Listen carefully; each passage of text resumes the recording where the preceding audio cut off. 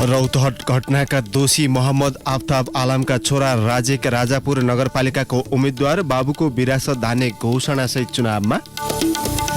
स्थानीय तह निर्वाचनमा विभिन्न पदमा 353 जना निर्विरोध निर्वाचित। काठमाडौँको काँड क्षेत्रका 2 नगरपालिका टोखा र तारकेश्वरको चुनावी प्रतिस्पर्धा रोचक बन्दै।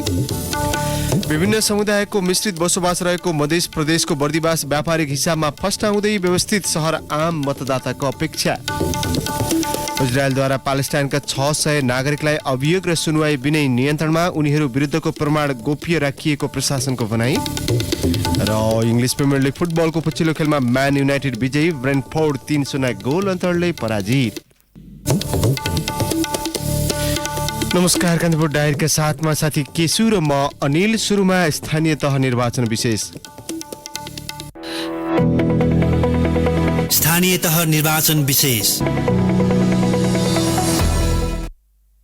चिकित्सा शिक्षामा स्नातक सकेर भारतको नयाँ दिल्लीमा काम गरिरहेका 27 वर्षीय मोहम्मद राजिक आलम रौतहटको राजपुर नगरपालिका प्रमुखमा उम्मेद्वार बन्नुभएको छ। कांग्रेसले बहालवाला मेयरलाई पन्छाएर राजिकलाई टिकट दिएको छ, तर उहाँको परिचय यतिमै सीमित छैन। उहाँ 2064 को संविधान सभा निर्वाचनको पूर्व सन्ध्यामा बम बनाइरहेका बेला विस्फोट हुँदा घाइते भएकालाई इटाभट्टामा हालेर ज्यान लिएको अभियोगमा पूर्वपक्षका लागि नक्खु कारागारमा रहेका सांसद मोहम्मद आफ्ताब आलमका कान्छा छोरा हुनुहुन्छ। राजिक भन्नुहुन्छ, मेरो परिचयमा बुबालाई छुटाउन मिल्दैन। हजुरबुवादेखिको पारिवारिक विरासत थाम्न बुबाको पच्चा पछ्याउँदै राजनीतिमा आएको छु। राजिकका काका हजुरबुवा शेख इद्रिसले रौतहटबाट 2048 र 2051 को चुनाव जित्नु भएको थियो। 2053 सालमा उहाँको मृत्युपछिको उपनिर्वाचनमा आफ्ताब आलम निर्वाचित भए। 2064 र 2074 को चुनाव जितेका आलम मन्त्री पनि बने, तर फौजदारी मुद्दा चलाइएपछि उनी प्रतिनिधि सभाबाट निलम्बित भए। संविधान सभा निर्वाचनको अघिल्लो साँझ 2064 चैत 27 मा विस्फोट भएको थियो। कांग्रेसका तत्कालीन जिल्ला सभापति आफ्ताबले चुनावमा कब्जा गर्न बम बनाउन लगाएको र विस्फोट ठाकचोप गर्न घाइतेलाई जलाएको अभियोग छ।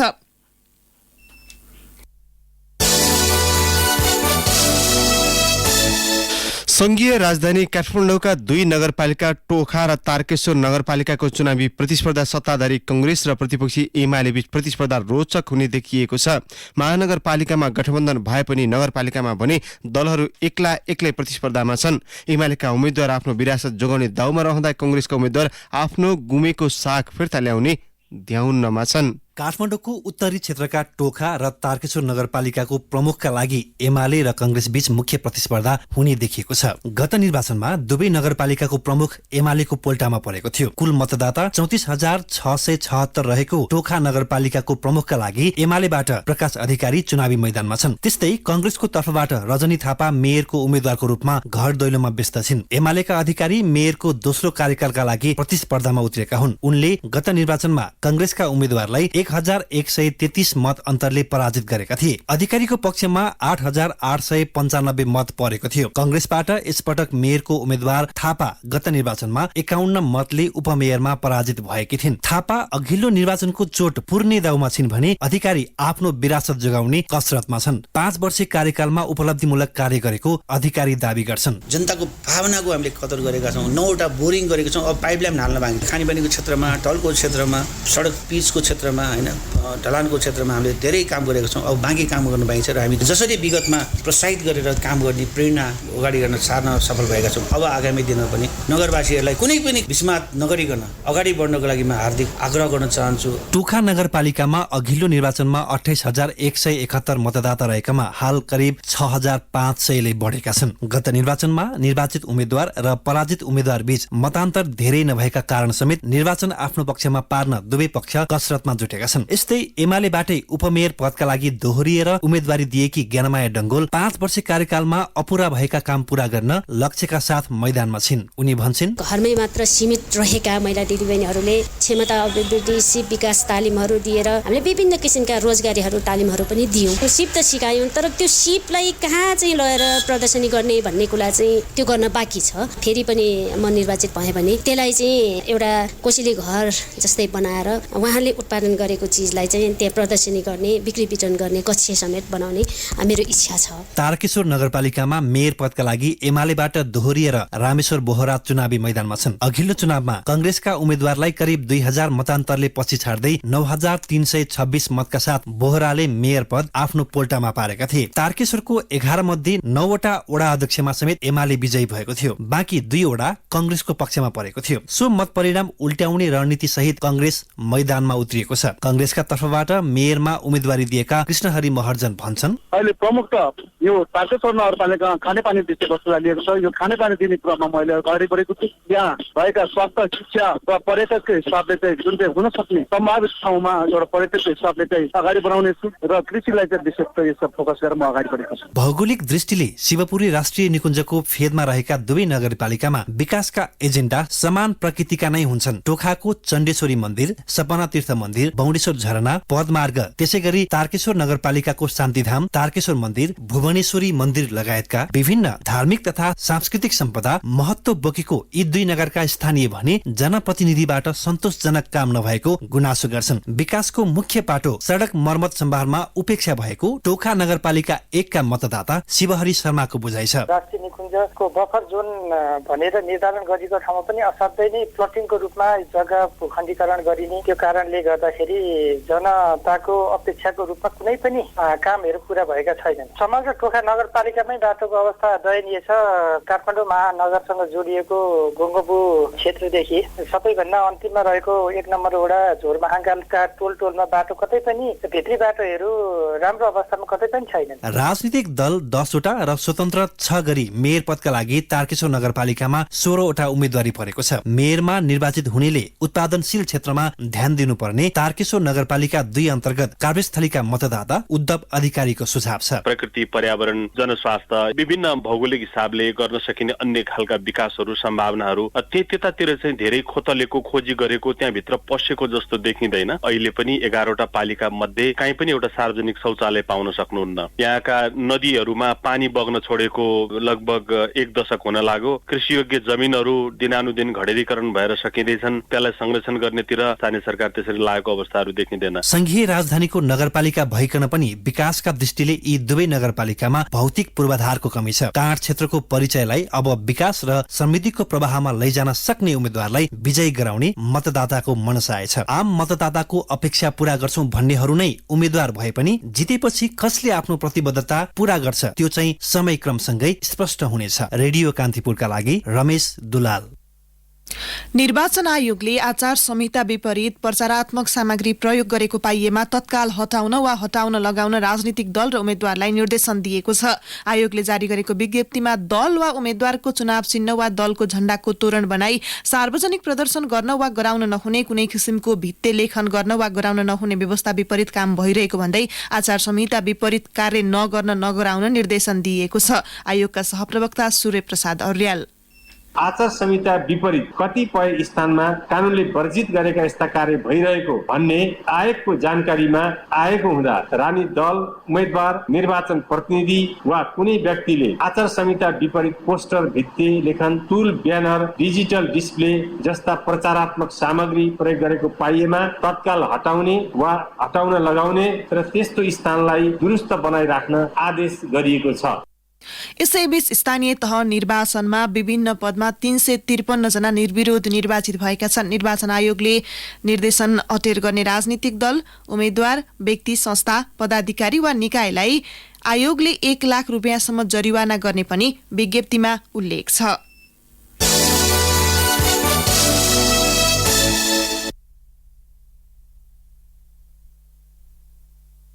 काठमाडौँ उपत्यकासँग जोडिएको काभ्रे पलाञ्चोक चुनावी रणकोमा होमिएको छ। जिल्लामा 6 नगरपालिका र 7 गाउँपालिका रहे पनि बनेपा नगरपालिकाको चुनावी माहौलले सबैको ध्यान खिचेको छ।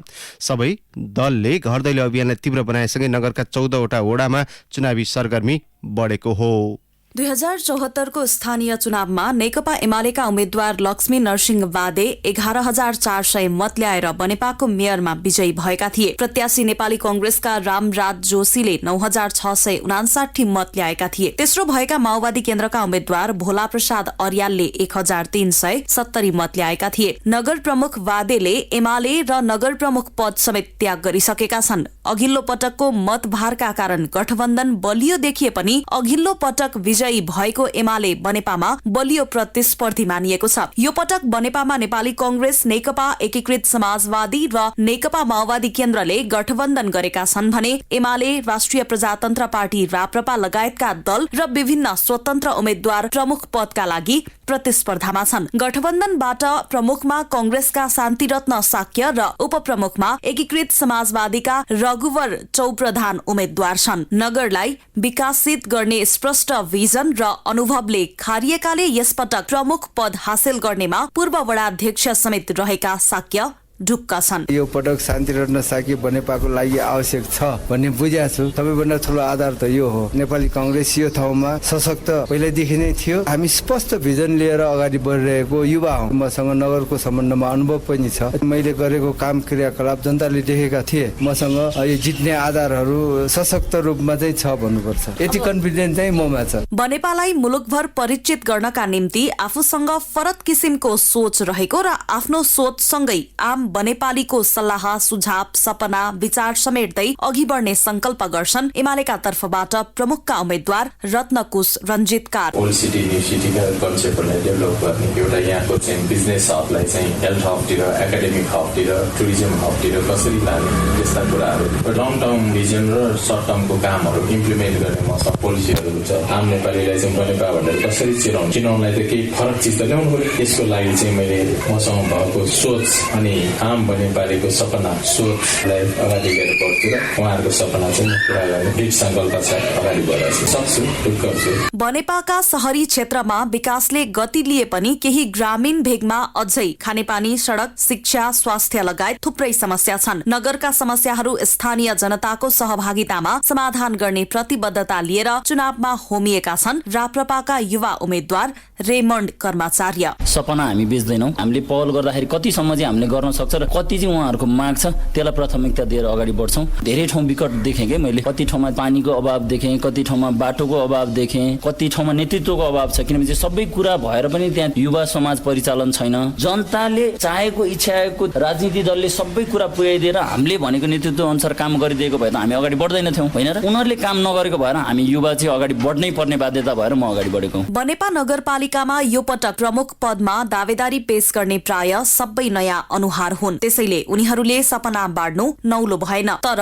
बितेका 5 वर्षमा नगरको खासै विकास नभएको स्थानीयले महसुस गरेका छन्। उम्मेद्वारहरू नयाँ भएकाले उनीहरूबाट मतदाताले आश गर्नु पनि स्वाभाविक छ। मतदाताहरू अब जितेर जानेले नगर विकास गरोस् भन्ने चाहन्छन्। मेरो नाम रबिन खत्री। फोहोरको समस्याको समाधान गर्नु पर्यो, पानीको पनि व्यवस्था राम्रो मिलाउनु पर्यो, बाटो त अब पिच गर्ने भने छ क्यारे हैन, त्यो पनि गर्नु पर्यो राम्रोसँग। शर्मिला केसी सिंह, बनेपा 6 को बासिन्दा। भोट चाहिँ म त्यहीबाट हाल्छु। खास स्थानीय निकायको जुन जनप्रतिनिधि हुनुहुन्छ उहाँहरूले चाहिँ स्पेशली स्थानीय निकायलाई खबर गर्ने गरी अब अहिले त सडकको कुराहरू आइरहेको छ। एकदमै ध्यानपूर्वक सडक विस्तारलाई हेर्न सक्ने खालको हुनु पर्यो। शिक्षा, स्वास्थ्य, रोजगार सबैमा चाहिँ समेट्ने खालको प्रतिनिधिको हामीले आशा गरेका छौँ। बनेपा नगर प्रमुखमा गठबन्धन एमाले र राप्रपा सहित प्रमुखमा नेपाल मजदुर किसान पार्टी नेमकिपा, जनता समाजवादी पार्टी जसपा, सामाजिक एकता पार्टी र 4 जना स्वतन्त्र सहित 10 जनाले उम्मेदवारी दर्ता गराएका छन्। उपप्रमुखमा एकीकृत समाजवादी, जसपा, नेमकिपा, एमाले र राप्रपाका उम्मेद्वार छन्। बनेपामा आगामी स्थानीय तहको निर्वाचनका लागि 37,581 मतदाता छन्। रेडियो कान्तिपुरका लागि पूजनी श्रेष्ठ।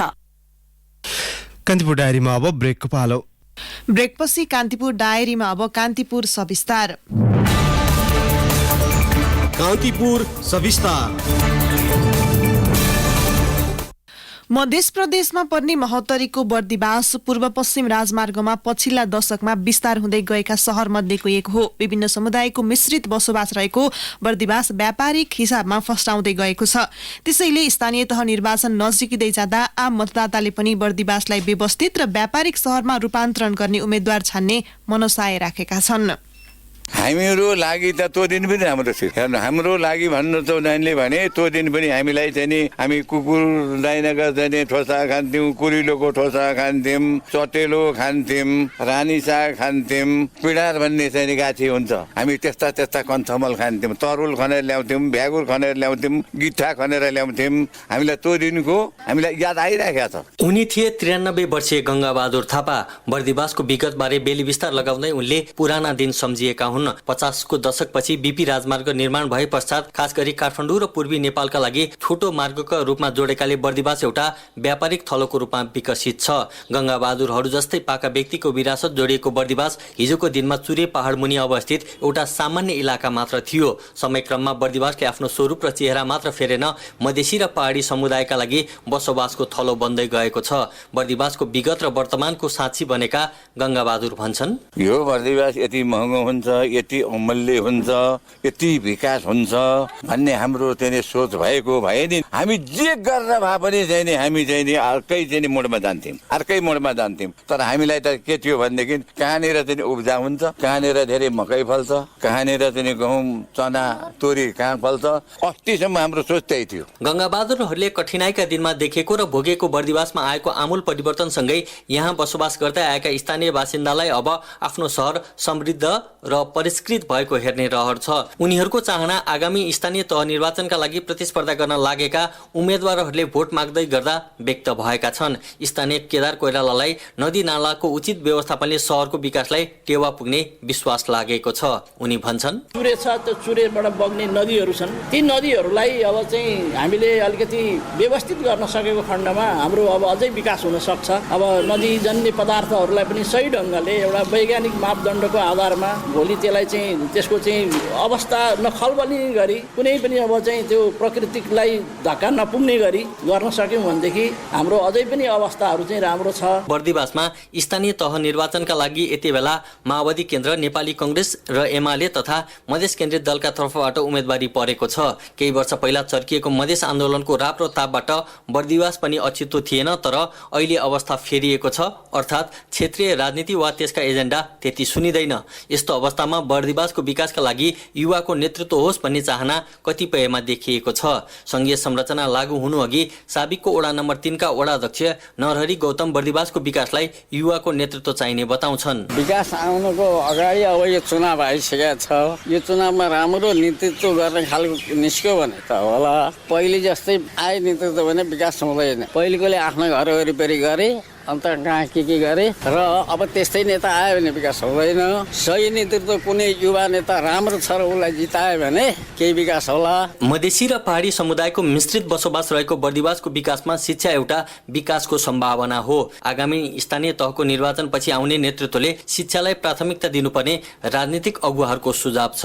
राष्ट्रिय सभाकी पूर्व उपाध्यक्ष एवं वामपन्थी नेत्री शशिकला दाहाल भन्छन्, बिस्तारै यहाँ टाढाबाट पनि यहाँ पढाइ राम्रो हुन्छ भनेर पढ्न आउने, जस्तै धनुषाको महेन्द्रनगर जनकपुरतिरबाट पूर्व पश्चिमतिरका पनि प्राविधिक धार पढ्ने भनेर यहाँ अझ शान्त वातावरण भनेर पनि आउने गर्नुभएको छ। त्यसलाई भोलिसम्म अझै कायम गरेर राम्रो गर्न सकियो भने अझै राम्रो हुन्छ भन्ने नै लागेको छ। फेरिएको बर्दिवासलाई अझ जीवन्त र समुन्नत बनाउन आगामी नेतृत्वले स्थानीयवासीको अपेक्षा र स्थानीय तहको सीमिततालाई बुझ्नुपर्ने मतदाताले सुझाव दिएका छन्। किनकि बर्दिवास अब पहिलाको बर्दिवास रहेन र यहाँको अपेक्षा र महत्त्व अनि विकासको दायरा व्यापक र फराकिलो बन्दै गएको छ।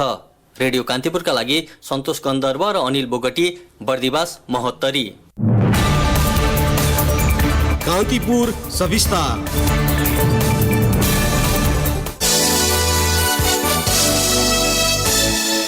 प्रहरी महानिरीक्षक धीरज प्रताप सिंह र सशस्त्र प्रहरी महानिरीक्षक राजु अर्यालले दर्जानी चिन्ह लगाइरहँदा आइजिपी एआईजी विश्वराज पोखरेलले महानिरीक्षकमा बडुवा विरुद्ध सर्वोच्च अदालत पुगेर हिजो रिट दायर गर्नुभयो। गृह सचिव टेकनारायण पाण्डेले दर्जानी लगाइदिएपछि दुवै महानिरीक्षकले मुख्यालयमा पुगेर कार्यभार सम्हालिसक्नु भएको छ। मन्त्री परिषदले आइतबार प्रहरी अतिरिक्त महानिरीक्षक सिंह र सशस्त्र प्रहरी अतिरिक्त महानिरीक्षक अर्याललाई महानिरीक्षकमा बडुवा गरेको थियो। 2049 चैत 12 प्रहरी निरीक्षकबाट सेवा प्रवेश गरेका सिंह अहिलेकै कानुनी प्रावधान रहे 2079 चैत 13बाट 30 वर्षीय सेवा अवधिका कारण अवकाशमा जानुहुनेछ। एआईजी पोखरेलले अधिवक्ता सुनिता राउत मार्फत धीरज प्रताप सिंहलाई आईजीपीमा बडुवा गर्ने मन्त्री परिषदको निर्णय विरुद्ध सर्वोच्चमा रिट दायर गर्नुभएको हो।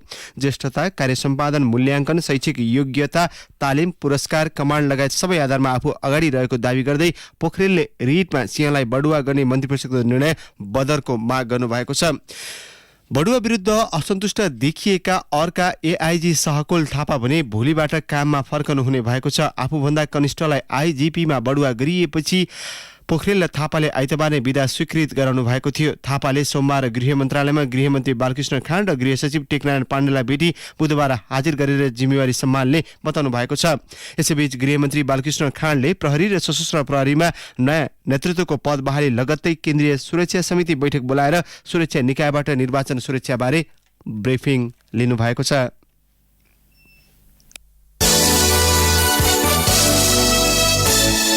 चिकित्सा शिक्षा आयोगले मेडिकल कलेजहरूको सिट निर्धारण नगर्दा एमबीबीएस लगायत चिकित्सा शिक्षाको स्नातक तहको भर्ना कार्यक्रम रोकिएको छ। आयोगले चैत अन्तिम साता एकीकृत प्रवेश परीक्षाको नतिजा सार्वजनिक गरे पनि सिट निर्धारण नभएका कारण म्याचिङ लगायत विद्यार्थी भर्नाको प्रक्रिया सुरु हुन सकेको छैन। सीटीबीटीका डिप्लोमा तहको कार्यक्रम पनि सञ्चालन गर्ने मेडिकल कलेजका कारण सिट निर्धारणमा ढिलाइ भएको हो। आयोगले गत वर्ष आफ्नै 100 बेडको अस्पताल नभएका सहित स्नातक तहमा पठन पाठन गराउने 80 नर्सिङ कलेज खारेज गरेको थियो। नर्सिङ बाहेक पनि सीटीबीटीको स्वास्थ्यतर्फ प्रमाणपत्र तह र विश्वविद्यालयका स्नातक तहमा पठन पाठन गराउने 23 शिक्षण संस्था भेटिएको आयोगका सदस्य सचिव भोजराज काफ्लेले बताउनुभयो। कान्तिपुर डायरीमा पुनः ब्रेकको पालो। कान्तिपुर डायरीमा अब आर्थिक प्रसंग। बैंकिङ प्रणालीमा देखिएको तरलता, लगानी योग्य रकम अभावका कारण धेरैजसो बैंक तथा वित्तीय संस्था कर्जा प्रवाह गर्न नसक्ने अवस्थामा पुगेका छन्। वित्तीय प्रणालीका सूचकले तरलता अवस्था तत्काल सुधार हुने सम्भावना पनि नदेखाएको बैंकरहरूले जनाएका छन्। वित्तीय प्रणालीका सूचक हेर्दा तरलता अवस्थामा तत्काल सुधारको सम्भावना नरहेको बैंकर संघका पूर्व अध्यक्ष भुवन दाहालले बताउनुभयो। उहाँले भन्नुभयो, असारमा सरकारी खर्च बढे पनि पुरानै बाँकी रहेकाले नयाँ ऋणीले कर्जा पाउने सम्भावना देखिन्न। नयाँ ऋणीले अर्को आर्थिक वर्ष नै कोर्नु पर्ला। बजारमा कर्जाको माग र स्रोत व्यवस्थापनको स्थिति हेर्दा नयाँ आर्थिक वर्षमा पनि तरलताको अवस्था दबावमै रहने सम्भावना देखिएको छ। आर्थिक वर्षको अन्त्यमा ठूलो परिमाणमा सरकारी खर्च हुने र त्यसले तरलताको अवस्थामा सुधार आउने अनुमान गरिएको छ। तर वाणिज्य बैंकले स्वीकृति गरेको 2 खर्ब हाराहारीको कर्जा प्रवाह हुन बाँकी छ। अब अन्तर्राष्ट्रिय प्रसंग। इजरायलले प्यालेस्टाइनका 600 जनालाई कुनै अभियोग र सुनवाई बिना नियन्त्रणमा राखेको एक अधिकारवादी संस्थाले दाबी गरेको छ। सो संख्या सन् 2016 पछिकै उच्च भएको अधिकारवादी समूह हामोकेडले दाबी गरेको छ। ती व्यक्तिहरूलाई गोप्य प्रमाणका आधारमा पक्राउ गरिएको इजरायली प्रशासनको दाबी छ। नियन्त्रणमा रहेका प्यालेस्टिनीहरूलाई 6 महिनाका लागि हिरासतमा राखिए पनि त्यसलाई वर्षौंसम्म लम्ब्याउन सकिने व्यवस्था गरिएको अल जजिराले उल्लेख गरेको छ।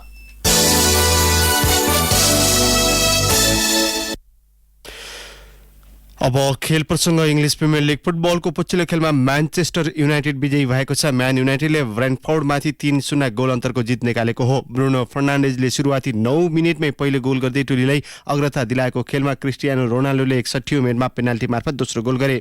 राफेल भारानेले 72औं मिनेटमा म्यान युनाइटेडका लागि तेस्रो गोल गरेका थिए। लीगको जारी सिजनमा 2 खेल खेल्न बाँकी छँदै अङ्क तालिकामा 6औं स्थानमा रहेको म्यान युनाइटेडको 58 अङ्क भएको छ। ब्रेन्टफोर्ड 40 अङ्कसहित तालिकाको 14औं स्थानमा छ। अब मौसम सम्बन्धी जानकारी। काठमाडौँ उपत्यका सहित मुलुकका अधिकांश स्थानमा आंशिक बदली रही पहाडी भेगका केही क्षेत्रमा मेघगर्जन चट्याङ सहित हल्का वर्षाको सम्भावना रहेको जल तथा मौसम विज्ञान विभागले जनाएको छ। केही बेर अघि 17 डिग्री सेल्सियस मापन गरिएको काठमाडौँ उपत्यकाको अधिकतम तापक्रम आज 27 डिग्री सेल्सियससम्म पुग्नेछ। सूर्योदय बिहान 5:23 भयो भने सूर्यास्त साँझ 6:39 हुनेछ।